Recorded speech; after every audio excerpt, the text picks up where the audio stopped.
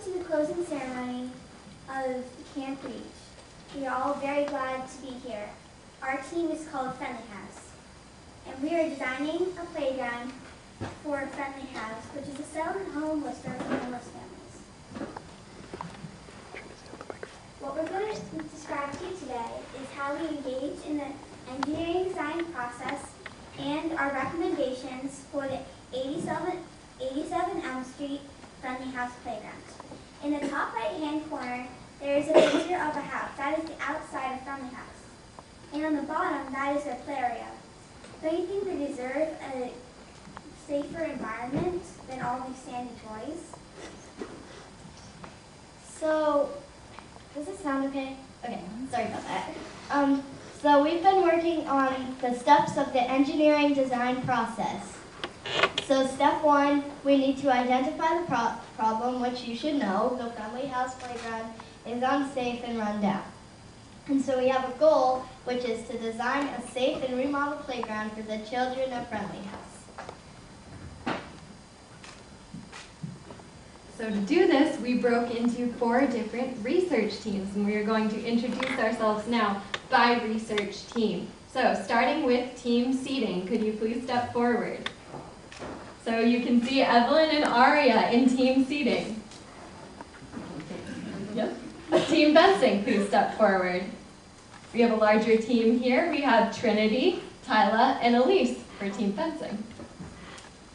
For team playset, please step forward. We have Ashley, Nastia, and Rachel for team playset. And last but not least, we have team flooring. Please step forward. Samra and Abby, our facilitator. Thank you very much.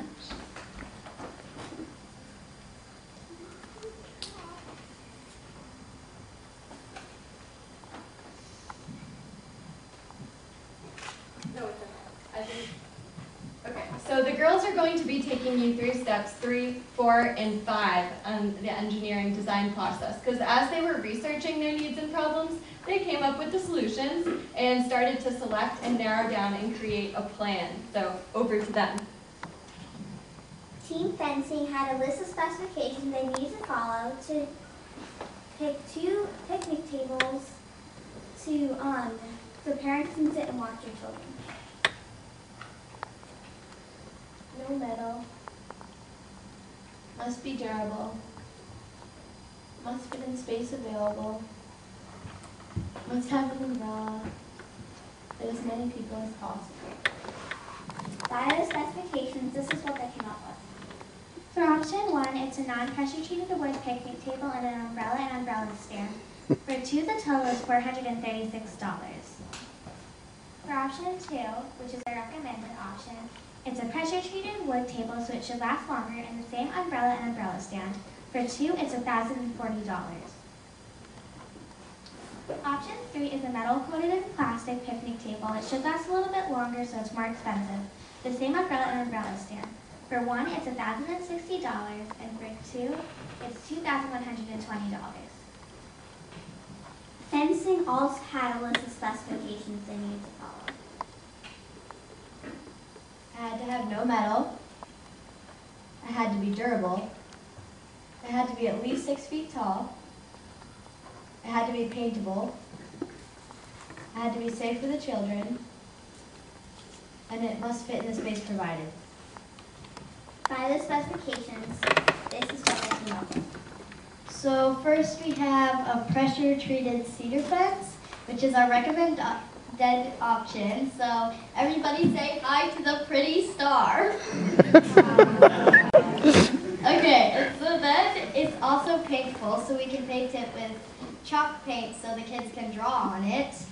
And it's also very private. In fact, it's our most private option. And so then we have the chain link fence. It's the cheapest option. It's the most durable, but it can get messed up because people could pull the privacy slats out. So, and they could climb it, and it could get rusty, so they can scratch themselves on the rusty part, which would hurt. And so, for another option, we would have to buy a big tarp thingy to go over the chain link fence to get rid of those cons, but even then it's still not paintable and there will still be a little bit of metal showing. And then last we have the vinyl fence. Oh, and it's leased. And so it's our most expensive option, which I don't know why, and because it's only good for a pool, not for a playground, because in the wintertime, if a kid just touched it, it would fall on them and they could get hurt. Playset also had a list of specifications, and it came up with 3 options. The playset had to have no metal. It had to be durable. It had to be within our $10,000 budget. It had to be safe. The sandbox must have a cover. And it had to fit in our space. So we have some playset options. We have 3 of them. Playset option number 1 is the Gorilla Playset Outing Center. It is $899 and it is our most recommended option because it is the most compact one. All the playsets are about the same number of dollars and about the same looks. Option 2, Playstar Rival, $809. Option 3, Backyard Discovery Prayer Ridge, $849. Flooring specifications also have a long list of specifications that they need to follow. No mulch, no rubber chips, no sand, must be durable, must break falls, must address the stump, so the flooring either has to go around it or you have to cut the stump and it has to go over it. This is what they came up with. Option 1 was the poured rubber, and as you can see, it was very expensive and it breaks easily. Option 2 was the True Grass Emerald Turf. It had a good price and it lasts very long. Option 3 were the Safe Play tiles. It has a decent price, but over time the tiles start to curl. And option 4 were the Home Depot tiles. These ones are not meant for playgrounds, and that's why they're hard, but Home Depot is willing to give us a deal.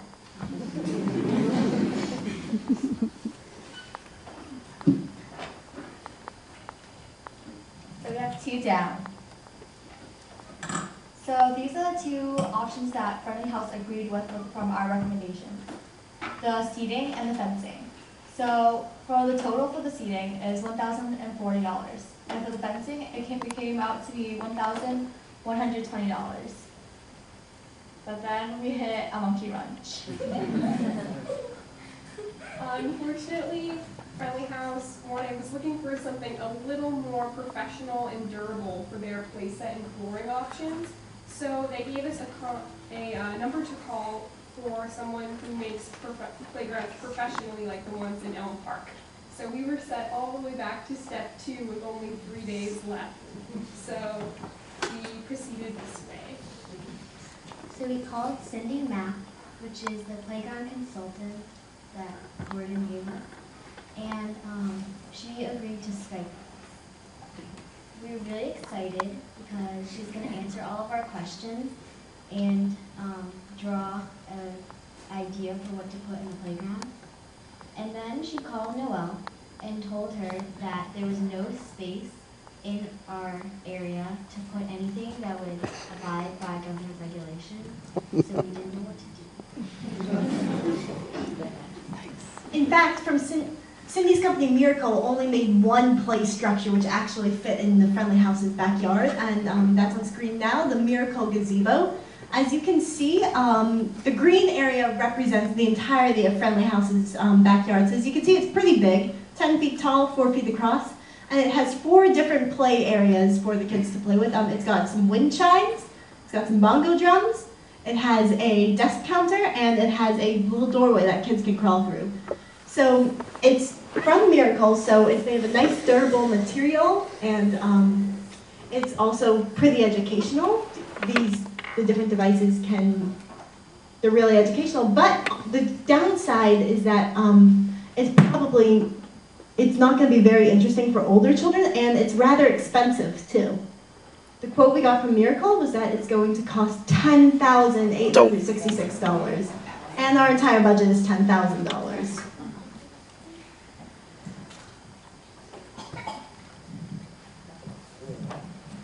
Step 7 of the engineering design process was to communicate the solution, and since the first time we had a lot of good feedback, we had to repeat it, which we're doing right now. So here are our final recommendations.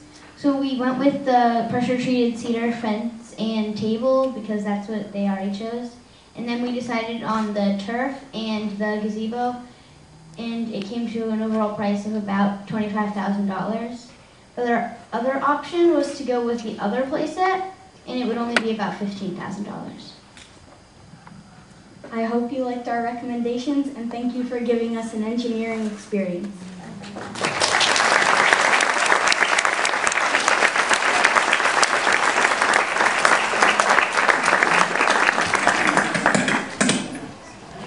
Great job, girls. This time I'd like to call forward Gordon Hargrove, the Executive Director of Friendly House, and is Maria here, the House Manager? You have to stay. Okay. And the team will be presenting Gordon with their final report, which contains all the detail that we'll need to follow up on this project. So here we have our final report. We've included all of the details that we've come across, all of the quotes that we came across, and every single contact that could possibly help you out. So anything that you need, I'm still available for contact, and I know that as a group, I'm incredibly proud of these girls, and working with you has been such a pleasure. So we're so very grateful, and thank you so much for supporting us in our engineering design challenge.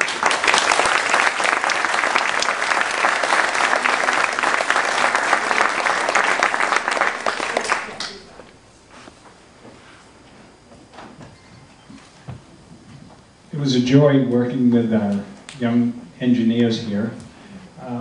It was quite a challenge. They met the challenge at all fronts, and I think we're going to follow through with the recommendations. Let me say this has been our 5th year with Camp Reach, and the last 4 years, all of the recommendations have been funded and implemented.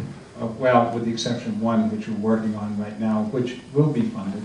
So I'm looking forward to taking this information, going to some of our funders, and in a year, we'll have a plaque with your name on it. So thank you very much. Thank you, Chris. Thank you, everyone involved, and thank the parents for letting us have the pleasure of having the young ladies today.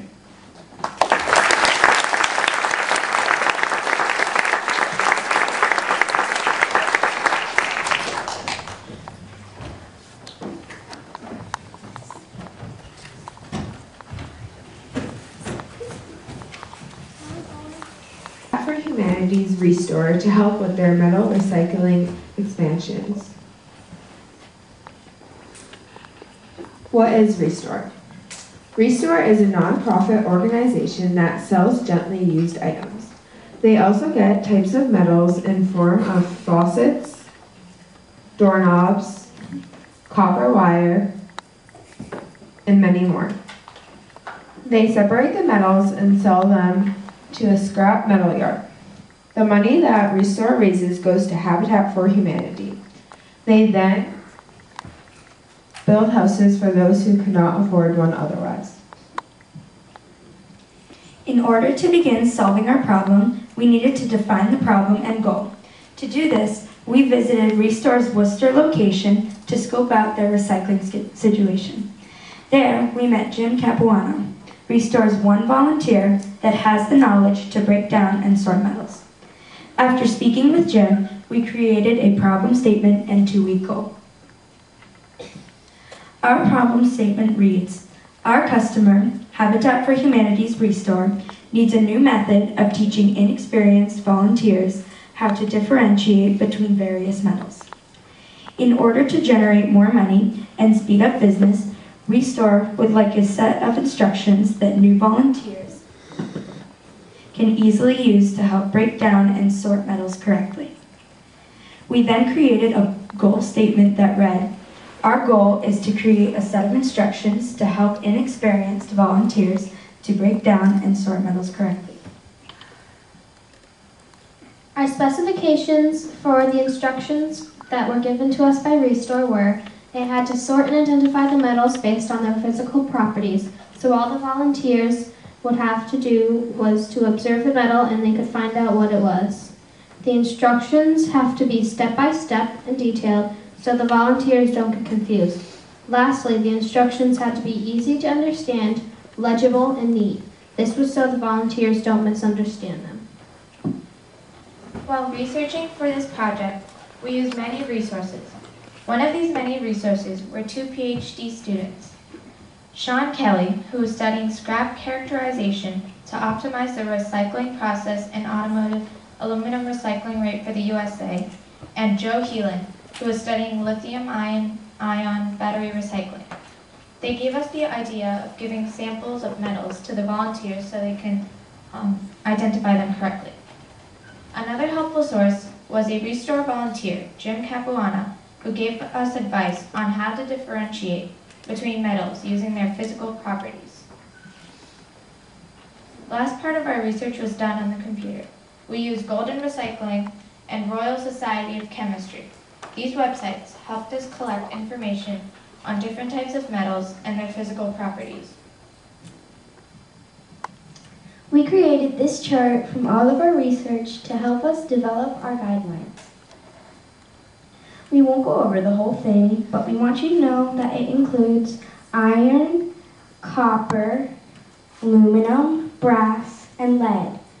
These are the most common metals they get. The chart also includes questions like, is it magnetic? What color is it? Does it spark on a grinder? How dense is it? Objects is it commonly found in? Does it oxidize? And if so, what color is the oxidization? We found these questions to be the most helpful in identifying metals. We had 2 options for holding the metal samples. The first option was a cardboard box. The box would hold labeled bags of metal samples. This option was inexpensive and did not take up much room. While it was not durable, this was easily fixed by using a plastic container instead of cardboard. Our other option to hold the samples was a shadow box. A shadow box is a box with a window in the front that hangs on a wall. A shadow box was more expensive and prevented volunteers from touching the samples, but they limit the possibilities of samples becoming lost. For our written instructions, we had 2 different options. Our first option was the decision tree. A decision tree, as shown here, is a multi-step organizer that uses boxes and arrows to come up with answers. The decision tree, we figured, would be very visually appealing when we wrote it out. If constructed correctly, the tree would be easy to understand. However, too many arrows and boxes may confuse the volunteers. Our second option was a dichotomous key. A dichotomous key is a list-like organizer, as seen here, where every line poses a question that will direct you to a different line based on your answer. The dichotomous key is not a very well-known way to write instructions, which poses an issue. Additionally, it can get very confusing, but it is detailed and specific, which is a direct specification given to us by Restore. When we went back to Restore, they told us that they would prefer the cardboard box because it's cheaper, and the decision tree because there's no confusion. They told us that the cardboard box should be plastic instead because it's more durable. They told us that the tree should be put on a wall so the volunteers could easily read it while trying to sort metals. Although our first design was a cardboard box, we changed it to a plastic box so that it would be more durable. We used the plastic box that we got from Restore, and then we added the plastic bags that would contain the metal samples. Next, we created the decision tree draft. We did this by analyzing the pros and cons of 3 previously made drafts and then combining the best aspects of them to make a final product. Testing and evaluating is a crucial process. We had the co-director of Camp Reach, Julia Sorcinelli, come and test our trait. Just like the new volunteer, she had limited knowledge in metal. She correctly identified all the metals according to the trait. Input from Julia allowed us to redesign. We also added looking under the metals finish. They allowed us to remove a box and arrows. This made the chart less wordy and easy to follow. Here's our final decision tree. It starts relatively generic and finishes relatively specific. As you can see, you use various tools such as a magnet and a grinder. In some cases, it is also necessary to scratch off any finish or a rust and pick up to judge the weight. Every question has 2 to 3 arrows pointing to another question. Each question is more specific and brings the volunteer closer to identification.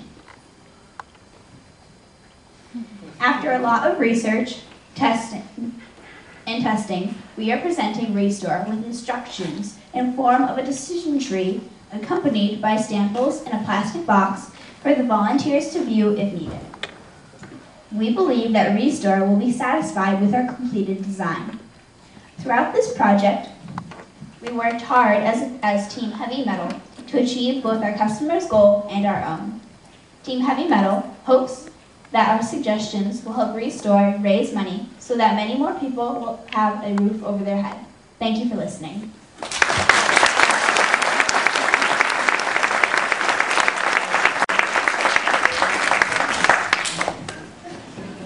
I'd like to call forward, great job, girls. Very nice job. I'd like to call forward Molly Pietro-Antonio, who is the volunteer coordinator at Restore, to receive the team's final report and give a few comments. Great job, girls. That was beautiful. Thank you. So metal recycling usually brings in around $4,000 for Restore, and that's without all this new great information. So I can only hope that with these new instructions and these great detailed experiences that metal recycling and the funding from metal recycling can just go back into our goal of building homes, communities, and hope right here in the heart of Massachusetts. So thank you to Camp Reach and to these girls for doing this project. I know Jim is really excited. Jim is here today. I'm so happy Jim is here. And he's super pumped about implementing these great new instructions. So thank you, ladies. And so I have for you all of the information that we gathered. I also have our decision tree and the metal identification chart. And Restore has been wonderful to work with, to the point of I'm buying my new front door there. And I'm probably going to go help them sort metal as well.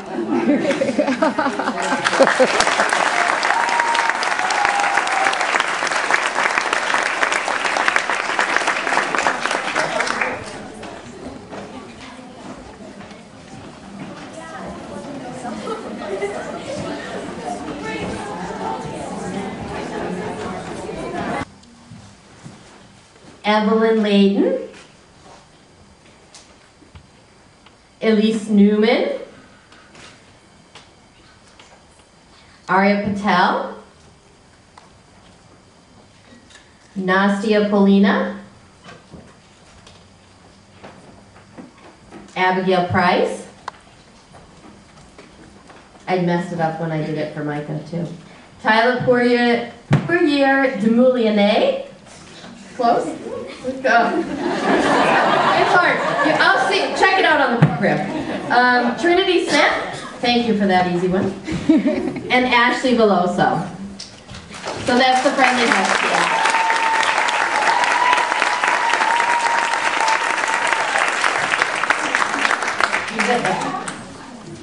Next we have the Restore team. If the Restore team could come down.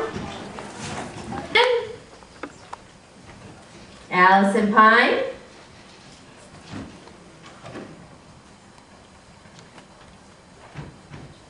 Tora Smith, and Vivian Salhali.